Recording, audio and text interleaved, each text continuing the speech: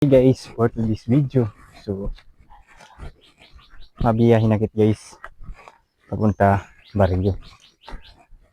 Dahil dito tayo kagabi matulog sa bukid. So guys, ngayon, mabiyahin na tayo papunta Baguio. Kasi, mayroon tayong kailangan ma-receive ngayong araw. Mayroon tayong parcel kaya tayo umuwi. Dahil may parcel tayo guys.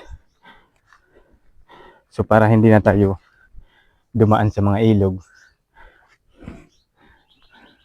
dito na tayo daan sa bukid.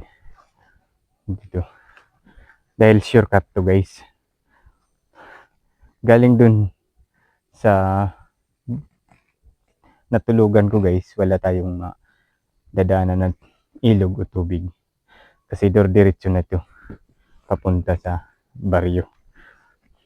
So, mabuti na ngayon, maganda na yung panahon guys. Dahil sumisirak na ng maganda yung araw. Kaya guys, nga pala guys, nakakalimutan ko na. Shoutout nga pala sa mga followers ko at viewers. Sa walang sawang suporta nyo. Maraming pong salamat. At sana po ay hindi matapos yung February ay nasa 2K. 3K tayo. 3K followers o 2K. So kaya guys, nagpapasalamat ako sa lahat ng mga sumusuporta sa kids ko at sumusubaybay sa mga ina-upload kong video. So kaya guys, dito tayo daan. So ngayon guys, magtataghor na o gaganda na yung panahon, hindi na uulan. So dito na tayo mag-stay sa bukid. Hindi ko alam kung dito na ba tayo dahil mayroon tayong trabaho. So, gagawa tayo ng pagtataniman ng palay. Dahil yun lang naman yung kabuhayan natin dito sa summer. Pagtanim ng palay. Pero sa akin guys, sa amin hindi kami nagtatanim sa mga pasakay o danaw. Sa bukid kami gumagawa ng pinagtataniman ng palay. So ngayon guys, kasi sa February ay gagawa na kami ng pagtataniman. Pagkatapos dyan ay nasa April pa lang ay kailangan na magtanim. Yung tawagin sa amin ay pugas. Dahil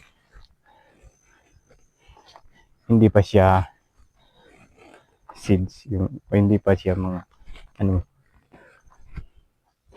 buto pa lang, hindi pa siya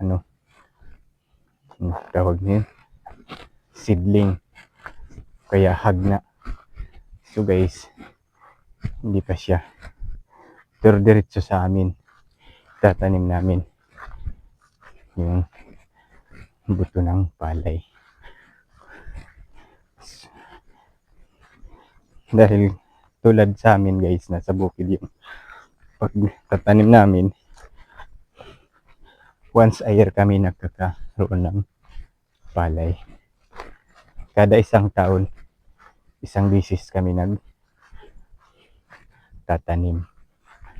Dahil sa pagtawag sa amin guys, pag-uma, kasi tawag sa amin pag-uma, nasa bukid yung pinagtataniman namin ng palay. Grabe guys, daming lawa.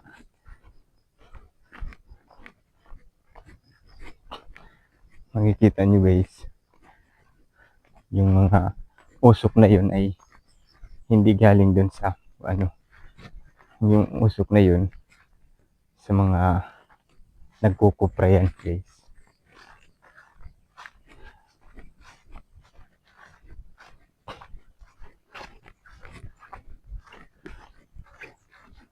Diba?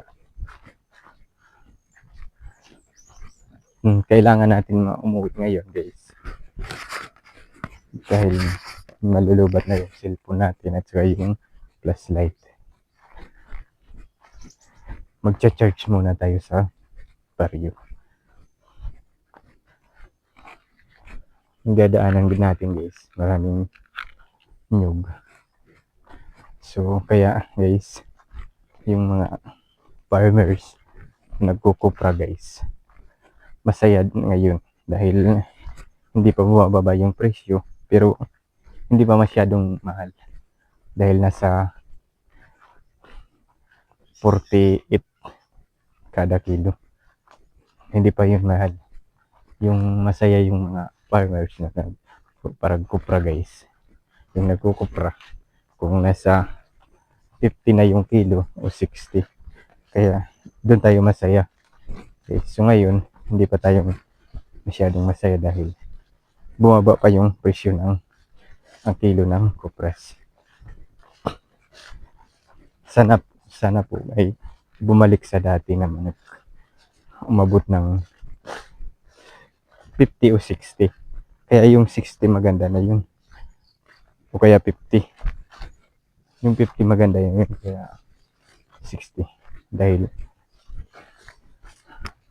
nakaka-enjoy na yun sa nagkukupra at nakakasaya na sa sariling nagkukupra. Dahil kung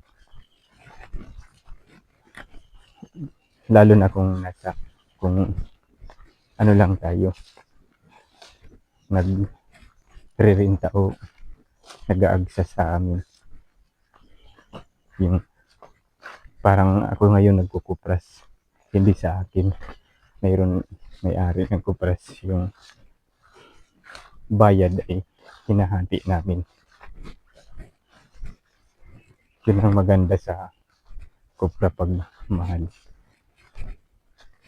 dahil hindi na tayo nag-aalkansi, hindi tayo nalulugi pag tayo ay nag-aagsa.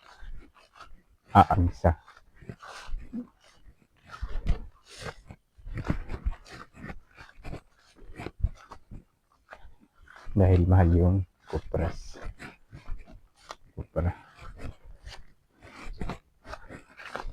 So kaya yun lang guys, maraming salamat at sana po patuloy nyo po akong susuportahan sa mga in-upload kong video. Yeah. Manalig lang tayo sa Panginoon. So kaya yun lang, bye bye, maraming salamat.